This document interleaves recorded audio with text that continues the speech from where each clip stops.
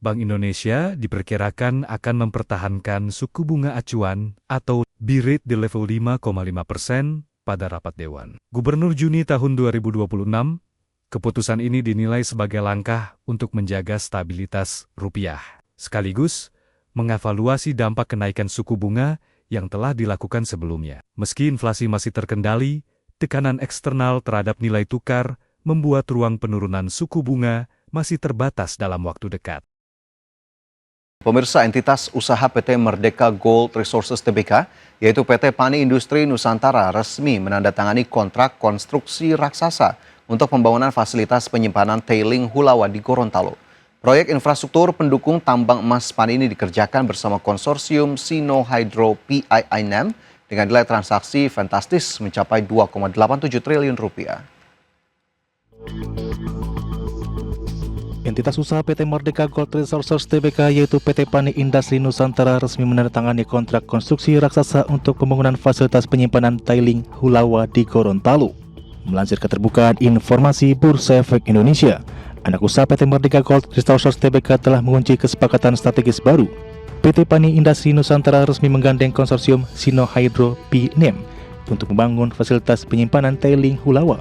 Nilai investasi pengerjaan proyek berskala besar di Gorontalo ini diperkirakan mencapai 2,87 triliun rupiah. Pihak manajemen menjelaskan bahwa pembangunan infrastruktur penampungan tailing Hulawa merupakan bagian krusial dari pengembangan tambang emas Pani. Proyek ini menempati posisi sebagai salah satu aset emas paling strategis yang dimiliki oleh perseroan saat ini.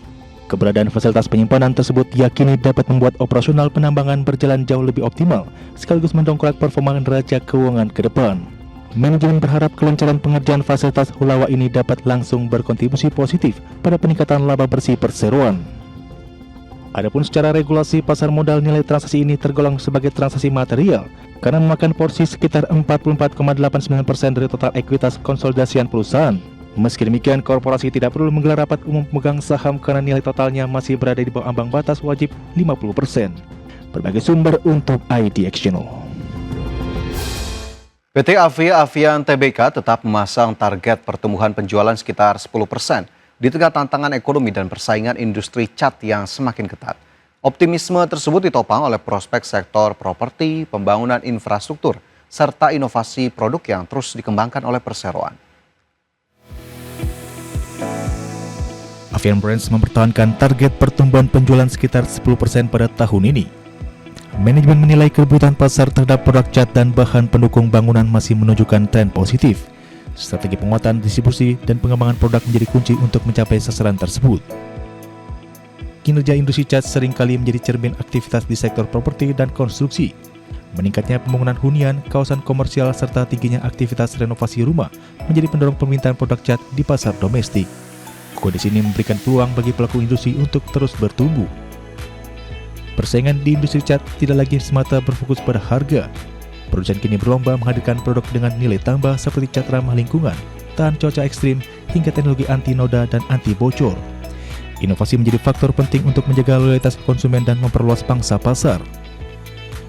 Bagi industri bahan bangunan, jaringan distribusi memiliki peran strategis dalam menjangkau konsumen di berbagai daerah. Perusahaan dengan distribusi yang luas memiliki keunggulan dalam menjaga ketersediaan produk dan merespon permintaan pasar dengan lebih cepat. Hal ini menjadi salah satu faktor penentu dalam mempertahankan pertumbuhan penjualan. Target pertumbuhan yang dipasang Avian mencerminkan keyakinan terhadap daya tahan pasar domestik Indonesia. Dengan jumlah produk yang besar dan kebutuhan hunian yang terus meningkat, industri cat dinilai masih memiliki ruang ekspansi yang menarik. Bagi pelaku usaha, kemampuan beradaptasi dengan kebutuhan konsumen akan menjadi kunci dalam menjaga pertumbuhan berkelanjutan. Berbagai sumber untuk IDX Channel. Emiten properti PT Bangun Kosambi Sukses Tbk atau CBDK menyatakan telah menyiapkan strategi untuk menghadapi risiko kenaikan harga bahan baku di tengah fluktuasi nilai tukar dan ketidakpastian ekonomi global. Langkah ini menunjukkan bahwa pengelolaan biaya dan efisiensi operasional menjadi faktor krusial dalam menjaga keberlanjutan proyek properti berskala besar. Manajemen CBDK menyatakan bahwa risiko kenaikan harga bahan baku masih dapat dikelola dengan baik. Salah satu strategi yang diterapkan adalah mengunci kuantitas dan harga material bersama pemasok sejak awal proyek. Pendekatan ini memungkinkan perusahaan meminimalkan dampak fluktuasi harga terhadap anggaran pembangunan. Sektor properti menjadi salah satu industri yang sangat dipengaruhi oleh pergerakan harga komoditas dan nilai tukar. Bahan baku seperti baja, semen, dan berbagai material impor dapat mengalami kenaikan harga saat terjadi pelemahan mata uang domestik. Kondisi tersebut memaksa pelaku usaha untuk memiliki strategi manajemen risiko yang lebih matang. Di tengah persaingan industri yang semakin ketat, kemampuan menjaga efisiensi biaya menjadi faktor penting bagi emiten properti. Perusahaan yang mampu mengendalikan biaya konstruksi berpeluang mempertahankan margin keuntungan dan menjaga kinerja keuangan tetap stabil. Hal ini menjadi sangat penting terutama bagi proyek jangka panjang yang memiliki nilai investasi besar. Industri properti kini juga mulai memanfaatkan teknologi untuk meningkatkan efisiensi proyek. Penggunaan sistem perencanaan digital, pemantauan rantai pasok, hingga analisis data membantu pelaku industri dalam mengoptimalkan pengadaan material dan mengurangi risiko pembengkakan biaya. Transformasi ini menunjukkan bahwa inovasi menjadi bagian penting dalam pengembangan sektor properti modern. Meskipun dihadapkan pada tantangan biaya dan kondisi makroekonomi, kebutuhan terhadap pengembangan kawasan dan infrastruktur masih terus tumbuh. Bagi pelaku industri, kemampuan beradaptasi terhadap perubahan kondisi pasar akan menjadi penentu dalam menjaga pertumbuhan bisnis secara berkelanjutan. Strategi pengelolaan risiko yang baik diharapkan mampu menjaga kepercayaan investor terhadap sektor ini. Berbagai sumber untuk IDXNO. PT Ekamas Mora Republik Tbk atau Mora Republik terus memperkuat posisinya di industri telekomunikasi nasional dengan mendorong ekspansi jaringan dan peningkatan jumlah pelanggan. Langkah ini menunjukkan bahwa persaingan di sektor layanan internet tetap menjadi salah satu motor pertumbuhan ekonomi digital Indonesia. Mora Republik menargetkan pertumbuhan melalui perluasan jaringan dan penambahan basis pelanggan di berbagai segmen pasar. Strategi tersebut dilakukan untuk menjawab meningkatnya kebutuhan akan akses internet berkecepatan tinggi di tengah akselerasi transformasi digital nasional. Ekspansi ini juga menjadi upaya perusahaan untuk memperkuat daya saing di industri telekomunikasi. Meningkatnya aktivitas ekonomi berbasis digital membuat kebutuhan akan infrastruktur internet terus bertumbuh.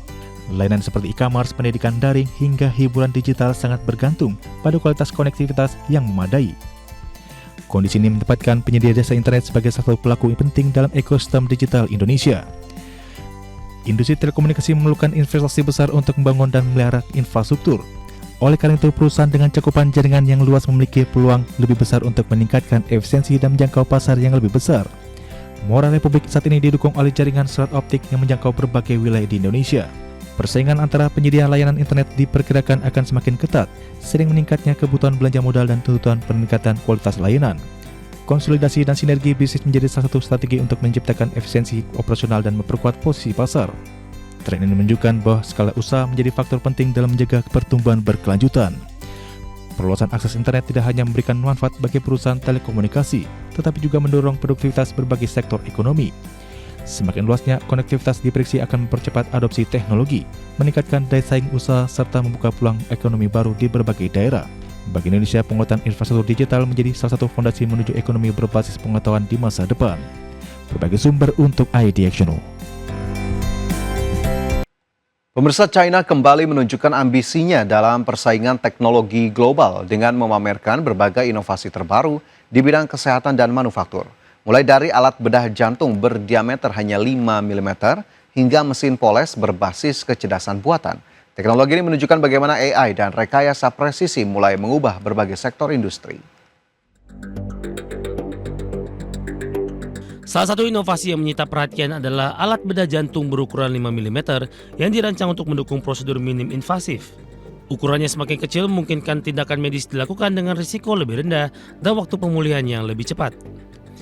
China juga memamerkan mesin poles berbasis kecerdasan buatan yang mampu meningkatkan akurasi dan konsistensi proses produksi. Manfaat AI dalam manufaktur memungkinkan pengurangan tingkat kesalahan serta peningkatan produktivitas di berbagai sektor industri. Transformasi ini menjadi bagian dari tren menuju pabrik cerdas yang semakin terotomatisasi.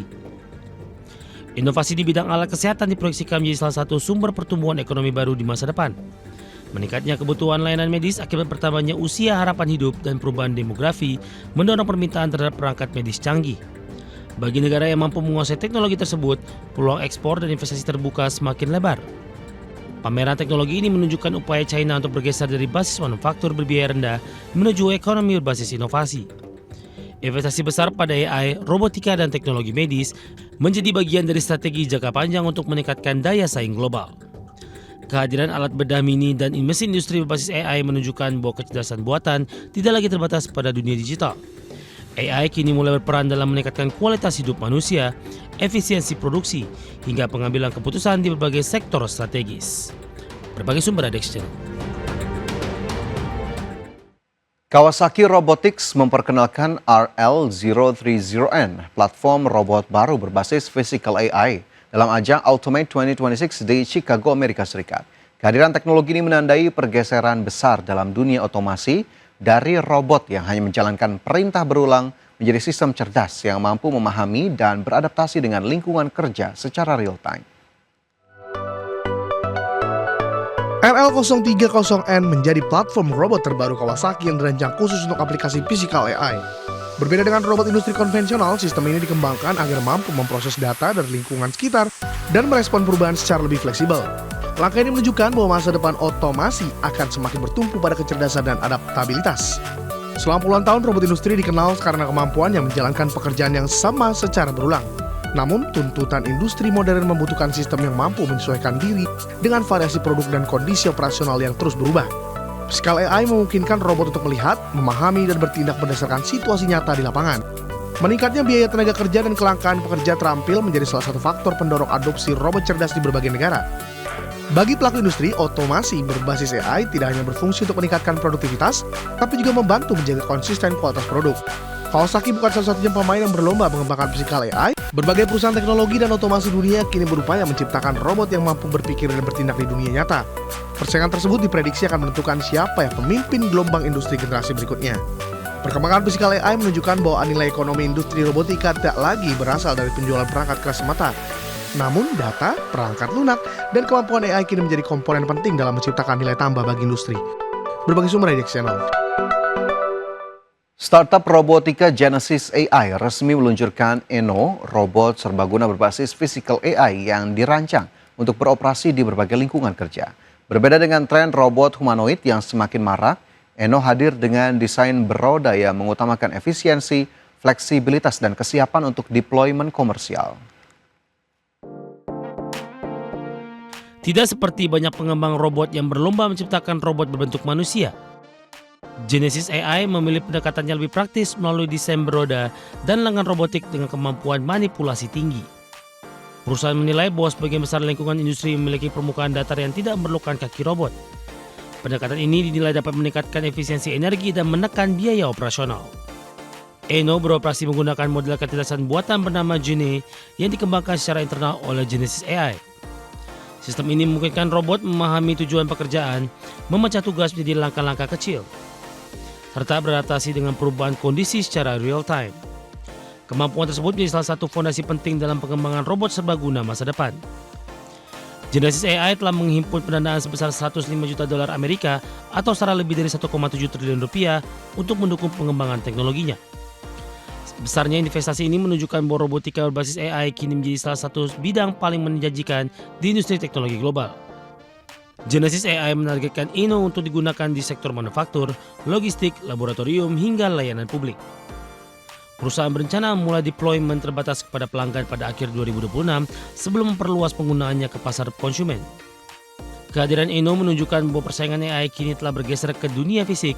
Perusahaan yang berhasil mengembangkan robot cerdas dengan biaya efisien dan kemampuan adaptif berpeluang memimpin pasar otomasi global di masa depan.